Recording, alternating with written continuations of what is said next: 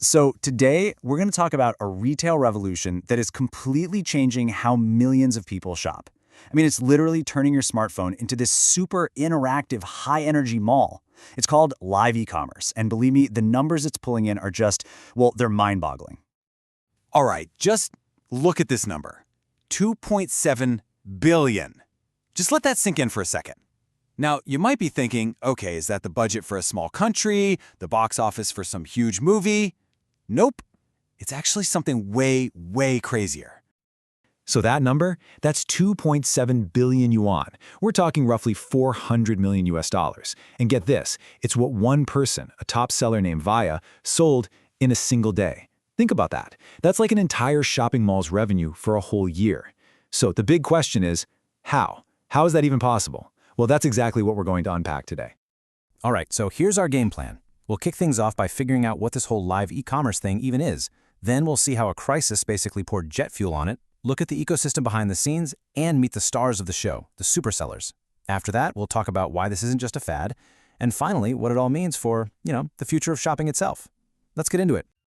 All right, section 1, a one-day shopping mall. So first things first, what is live e-commerce, really? Because it's a lot more than just adding stuff to an online cart. It's a whole new ballgame. Okay, so at its core, live e-commerce, or live EC as we'll call it, is basically this mashup of a live TV show and your favorite online store. So picture this, you've got a host live on your screen showing off a product. You can ask them questions in real time, see how it works, and then, this is the magic part, you just tap a button and buy it right there without ever leaving the video. It's seamless. And you might be thinking, isn't this just like those old TV shopping channels? Not even close. I mean, think about it. TV shopping was totally a one-way street, right? You just sat there and watched. You had to pick up a phone to order. Live EC is a conversation. It's a two-way street. You're actively participating, asking questions, giving feedback. That's what makes it so spontaneous and, frankly, so addictive. Okay, moving on. Section 2. So how did this thing go from a cool niche trend to a massive force in retail? Well, it turns out a global crisis was the rocket fuel it needed to absolutely explode onto the scene. And this timeline really shows you just how fast we're talking. I mean, the seeds were planted way back in 2016, but then 2020 happened. The pandemic hits, lockdowns are everywhere. And suddenly, with their doors shut, everyone from big brands to local farmers had to figure out a new way to sell. So they turned to live streaming, not because it was trendy, but because they had to survive. And what started as a lifeline quickly became what people now call the third channel of retail, right alongside physical stores and regular e-commerce. So you've got this massive industry that popped up seemingly overnight. How does it all work so well? Is it just chaos?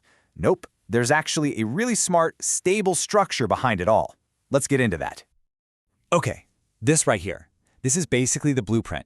You can think of it as the 3x3x3 model. It's pretty simple when you break it down. You've got three main types of hosts, the people doing the selling. Then you have the big platforms where they do their streaming.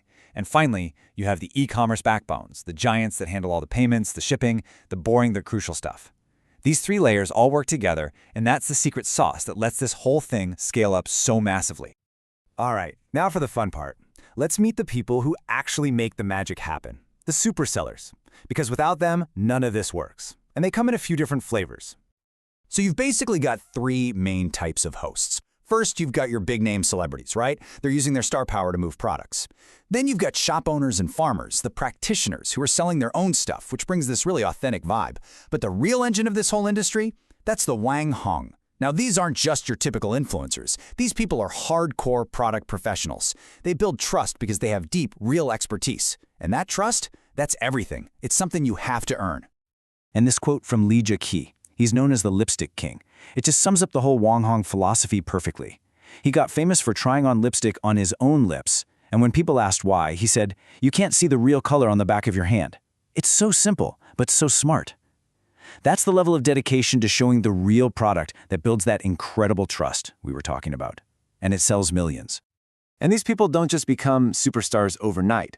Let's go back to Vinya, the woman who sold that $400 million worth of stuff in one day. She didn't just stumble into this. No way. She started her career in a tiny, tiny clothing shop. We're talking 6 square meters. She spent years on the ground learning retail inside and out, figuring out what customers actually want, long before she ever turned on a camera. So what kind of stuff are they selling? You're probably thinking makeup, clothes, snacks, and yeah, for sure. But look at this number, 620. What is that?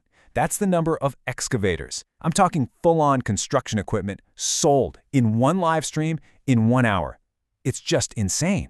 And it really proves the point. If you can sell 620 excavators live on a stream, you can literally sell anything. Okay, so the pandemic kicked this all into high gear. But you might be wondering, is this just a fad? Is it going to disappear once things are back to normal? Well, the answer seems to be a hard no. Because the businesses that jumped into this to survive are now realizing it's an incredible long-term weapon for their business. And hey, the proof is right here in the data. Look at this growth in streamers on TikTok. The crazy part is, even after the first lockdown started to ease up, the growth didn't slow down, it sped up. Just in May of 2020, 1.73 million new streamers joined the platform. People weren't backing away, they were doubling down. That tells you this thing has serious staying power. Let me give you a really cool example. There's this restaurant chain, Yunhayo. The lockdowns basically crushed their business. So what they do? They started using Live EC to sell these semi-prepared meal kits. And all of a sudden, their business wasn't just about eating out anymore. They were in the eating in market too. Their customer base went from people within a 10-kilometer delivery zone to the entire country. They literally invented a whole new part of their business because of this. Or how about this one?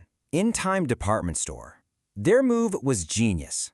They took their existing salespeople, the people who already knew the products and the customers, and turned them into streamers. They went from 100 streamers to 5,000, basically building a cloud department store you could visit from your couch. And the best part? It made those relationships between staff and customers even stronger, which helps them sell online and when people come back into the physical store.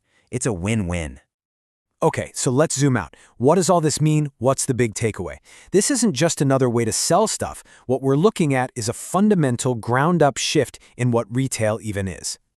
And I think this one quote just nails it. For, well, forever, shopping has been about people finding products. You get in your car and go to the mall. Or you type something into a search bar. You go looking. Live e-commerce flips that completely on its head. Now it's about products finding people.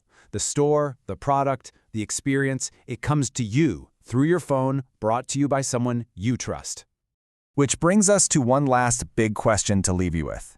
As this whole world of entertainment, community, and shopping gets smoother and more connected, you really have to wonder, is that smartphone in your hand about to become the biggest and most powerful department store on the planet? Something to think about. Thanks for tuning in.